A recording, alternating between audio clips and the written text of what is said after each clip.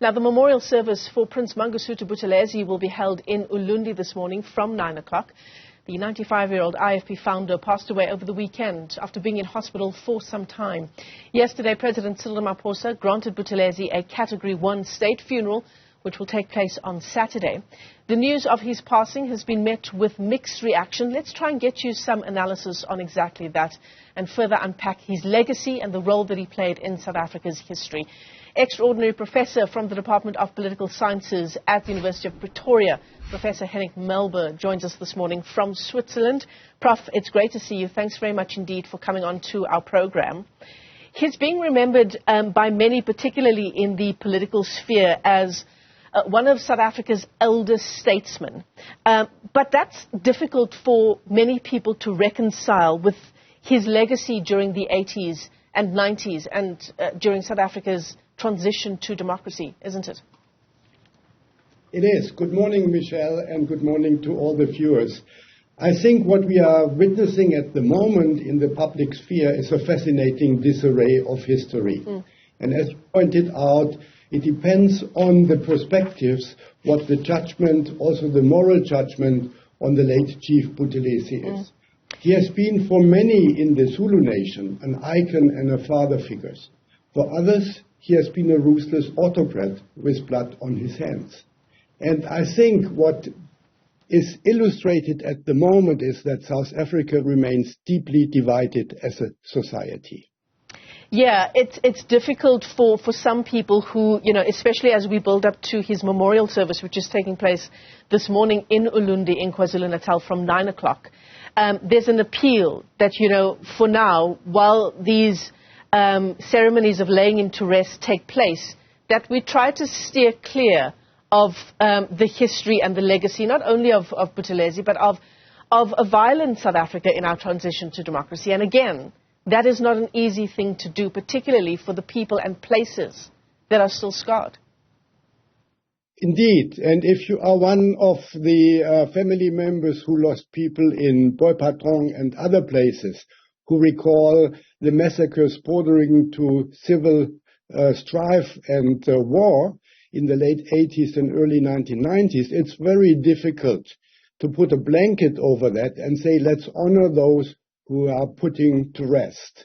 That's not really the meaning of reconciliation. That was also not the substance of the Truth and Reconciliation Commission. You need to lay open the contradictions, all the sides, and meaningful obituaries should recognize the deceased by highlighting all the aspects of the person and his or her track record. That includes good, the bad, and the ugly. Yeah, absolutely. Multiple things can be true at the same time, right? And multiple things can be done at the same time. As you talk about the issue of reconciliation, that's another issue that's high up on the agenda this morning, particularly as the ANC and its deputy president, the country's deputy president, was paying tribute to Buthelezi yesterday. He talked about the issue of reconciliation, Paul Mashatile, between the ANC and the IFP, saying that this was something that Buthelezi wanted to do.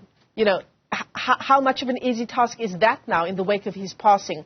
And I suppose as a way of paying tribute to him. I don't think it's an easy task at all. And reconciliation is a political deal as well. And what we are seeing and witnessing right at the moment is politics. And it's politics also already entering the campaign trail for the next year's elections. So whatever politicians say is politically motivated. And this is what illustrating the case of Buthelezi when he is put to rest this week. And we will continue to face the challenge at which side of his very dubious and very ambivalent track record are we looking at? And should we not be obliged to highlight all the sides? His anti-apartheid stance as a Bantustan leader in the 1970s, his rubbing shoulders with liberal whites who didn't like the ANC in the 1980s, his willingness to allow something bordering to civil war and costing the lives of 20,000 people on both sides in the late 80s and 1990s, and his turnaround to participate in the first democratic elections for the sake also of gaining access to political power, for which he is now remembered and honored. But that's the last part of his story.